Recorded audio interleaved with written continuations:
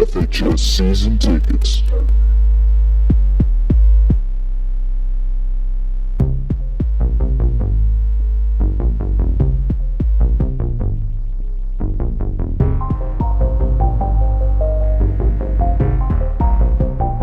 Welcome into another episode of FHS Season Tickets. I'm Michael, and today I'm going to be alone with an interviewing Derrik Klassen. He writes for 2QBs, Football Outsiders. You can find him on Twitter at QBKLASS. Really good follow there if you care about quarterbacks. So we're going to get started, and the first thing we're going to talk about is your previous article. You started off talking about Carson Wentz, and as a Cleveland Browns fan, I was very against Carson Wentz pre-draft, and some Browns fans have now, I think, given him too much credit, but last week Carson Wentz was very impressive. Can you talk about what you've seen from Carson Wentz throughout his career and also what you saw last week? I know you mentioned it in your past article. Yeah, so I mean, I'm with you. When Carson Wentz was coming out of college, I was pretty harsh on him. I thought he was kind of just a mid-round guy. Take him and develop him and kind of hope for the best. I think he's turned out to be better than that, but I agree. Last year, I think he got a little bit more credit for his rookie year than he probably deserved. I don't think he was very efficient. I think some of the numbers were bloated by just having so much volume, and a lot of that volume came on a lot of screens and stuff like that. So, but this year, the past couple of weeks, he's actually been really good. I think the best football he's ever played. He's looked probably the most comfortable in the pocket I've ever seen him, just in terms of maneuvering the pocket without bailing too early, finding those little crevices in the pocket so that he can free himself and make a throw downfield. You saw some of those throws to Torrey Smith and Nelson Aguilar this week versus the Arizona Cardinals, where he's stepping up in the pocket and just drilling a guy 40 yards down the field. That's something he didn't really do last year.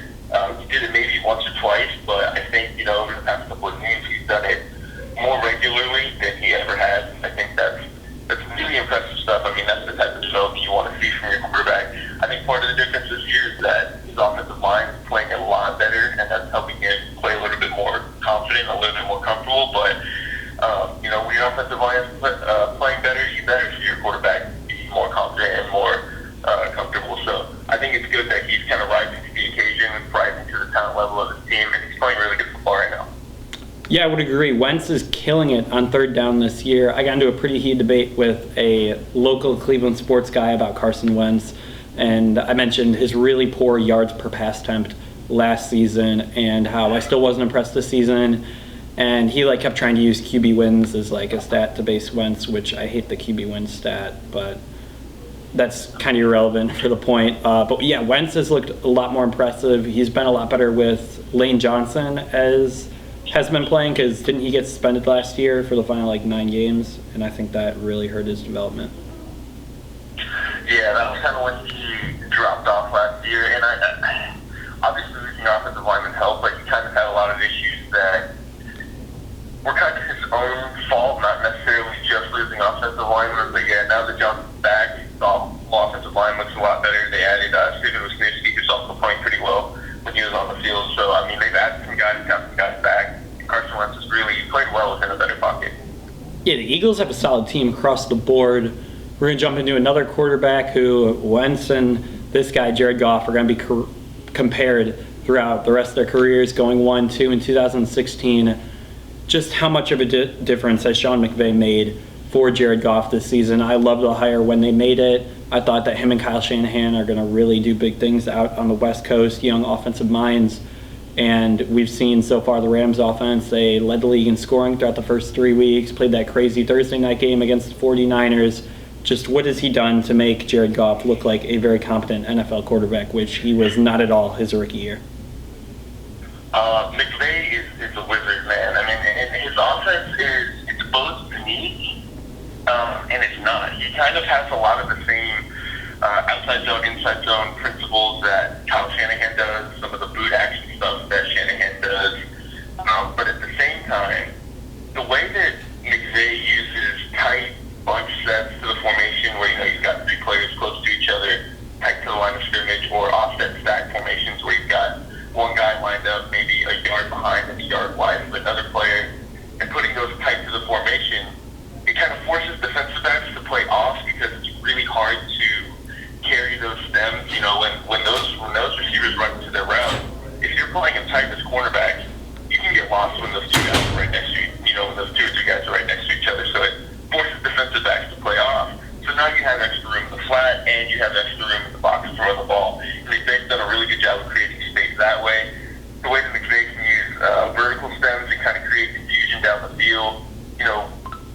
crossers that, multiple crossers into certain spots, so you kind of have this exit and dynamic. He's just been creating space and finding space. And Jared Goff has done a good job of, finding those open routes. That was something he struggled with last year. Even though the offense was considerably worse, Goff just didn't look good at all. He couldn't read the field, didn't look comfortable in the pocket, didn't look confident making any throws. This year, he's shown a lot of improvement in those areas. I think he still has a long way to go in terms of reading the field and staying comfortable in the pocket, moving in the pocket. But he definitely looks a lot better, and I think if he can continue that development, they have their guy at least for right now. Yeah, I remember on the Thursday night game, I think they were at the goal line, and on third down, or maybe it was second down, they ran a rushing play, but during the rushing play, they kind of ran a pick play for the receivers to see how San Francisco would guard like a slant route on a pick play, and San Francisco just left it wide open, and then the very next play, they went to the exact same slant route, but instead of a run, it was a pass, and they hit it wide open for a touchdown. Somebody broke it down on Twitter, I forget who it was, but I thought that was really cool what McVay did. And just in general, the Rams offense has been just airing it out way more. Goff looks like a completely different player from what he was with Jeff Fisher. And I honestly think that coaching for young quarterbacks is really underrated. Like, you just see all these guys who maybe look really good out of college or maybe don't look that great out of college, and then you get them with a really nice offensive head coach, so not someone like Jeff Fisher, and they look way better than what they would look like in a different system. And that's going to lead to my next point. The Browns passed on DeShaun Watson, which was a move that I applauded because I did not like DeShaun Watson in a cold weather environment. I found concerns over his arm strength, and while I really liked him as a leader in college and what he did, I thought it would be really difficult for DeShaun Watson to adjust going from Clemson, South Carolina, playing in a bunch of nice weather, to Cleveland, Ohio. He gets drafted by the Houston Texans, who have a lot of playmakers on offense and defense, and is in a team where he doesn't have to do too much, and they're still going to be able to win. Would you agree that DeShaun Watson would not have been the right quarterback for the Browns? And also, what has he done that was so much different than what Tom Savage was bringing to the Texans offense to help revive them? In terms of if he'd gone to Cleveland, at the time, I thought they had made a decent move to, take Garrett, take some of the other guys that took in the first hand, Joe Good Peppers, and then try to find their quarterback later. I thought that was a decent move, especially with how good Garrett was. But if they had taken Watson, I think they would have been just fine. I think Watson would have added, a lot of mobility there. I think he probably would have been a little bit more creative than Kaiser was, and I liked Kaiser a lot coming out of college. But I think Watson's creativity, given how bad the Browns wide receivers are, I think could have really helped them. It's hard to say how the huge game plans would be with Watson instead of Kaiser, how much better the offensive line would look right now. It's really hard to say, but I like Watson a lot coming out of college too. I think him and Kaiser were pretty close, and so if they had taken Watson instead of Garrett, or maybe if they had taken Garrett and then traded back up, I think it would have been just fine.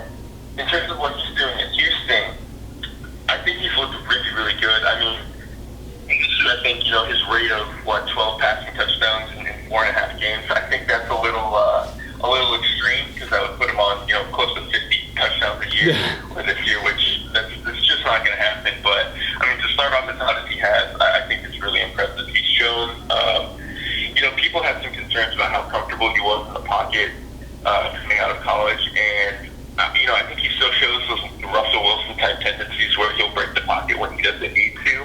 But I think he's also shown that if he's got a guy downfield, he knows it, he can stick in the pocket, move up, and can throw. That's what he did, on that Monday or Sunday night game, I think it was.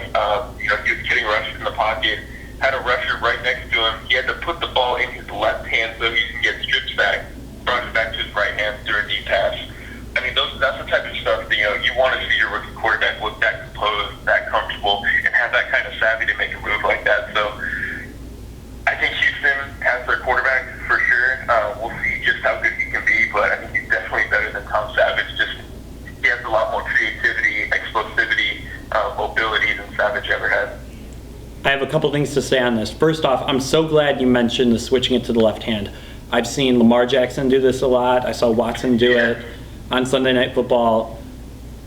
I really never noticed it until this season. Was that something that people were doing a lot? And do you have any concerns with it? Because when I initially saw it, I was a little bit concerned with the transition going to your left hand, back to your right hand, and still being able to make a throw. So what's your opinion on switching the ball to your left hand to try to avoid the strip sack on just that play? I think it's something that good mobile quarterbacks are kind of showing that they can do nowadays.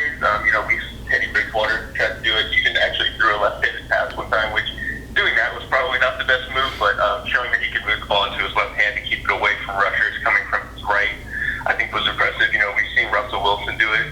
You mentioned Lamar Jackson in college. I just tweeted something a couple days ago about him doing it pretty often. And then, now we've seen DeShaun Watson do it. I think it's just something that if these guys trust themselves to handle the ball correctly, know exactly when they need to pull the ball away from their right hand and then get it back and can reset themselves properly. I think if these guys can do it, there's no reason for them not to. It might look like it's a little bit of a risky move, but it seems like these guys really know what they're doing with it. It's probably leading to fewer problems than it is if they just left the ball in their right hand and got strip sacked. So I kind of like it. I think it's a really interesting thing that a lot of these mobile quarterbacks are showing they can do. Yeah, it's definitely something interesting that I'm going to try and pay attention to, looking at like quarterback fumbles, and if they could be able to, if on like that play, they would maybe be able to switch to the left hand to potentially avoid the fumble. But going back to your point about Tom Savage starting over DeShaun Watson, why are NFL teams so reluctant to start young quarterbacks? Like, did anyone think Mike Glennon was going to be better than Mitch Trubisky? I certainly didn't. And although Trubisky looked horrible on Monday Night Football, I'm not really going to take too much into that, because first start against a good Vikings defense on Monday Night Football, I'm not worried about Trubisky only having like 5.2 yards per pass attempt. And also the Browns are considering starting Brock Osweiler over DeShone Kizer. Did he get taller in the offseason? Like, what are they seeing in these older quarterbacks that no one else seems to see? I think it could be a couple of different things. So for Chicago, they had already paid Glennon a pretty sizable amount of money, and while I like Trubisky, I think he's going to end up being good. It wasn't like he was, it wasn't quite a Russell Wilson, Matt Flynn situation where, the Seahawks had paid Flynn, but, the rookie was just that much better than him. I don't think Trubisky's quite there yet. I think he was good enough where he should have been the guy from the jump, but, when the team had already paid him, and coaches kind of tend to lean toward the veteran anyway, I think, not that it makes sense to roll with Glennon, but I don't think that one was very surprising.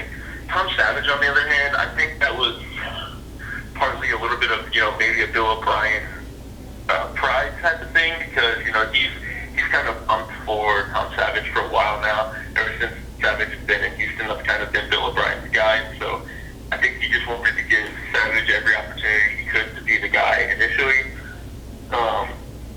But Bill O'Brien pretty quickly realized that that wasn't going to go the way that he had hoped. He should have just started Watson from day one, but at least he quickly recognized that Watson was clearly the better quarterback on the team. And then, for Kizer and Osweiler, when that was kind of a debate, I don't know, man. Kizer's obviously not been very good, but I can't imagine how bad Osweiler would be in that offense right now either. Yeah, and this is coming from someone who really liked the move, trading to get Brock Osweiler to get, I believe it was a second-round draft pick from the Houston Texans in that trade. I really liked the move. And then when people started suggesting starting Brock Osweiler, I was like, whoa, hold on a second. We're starting either Kessler,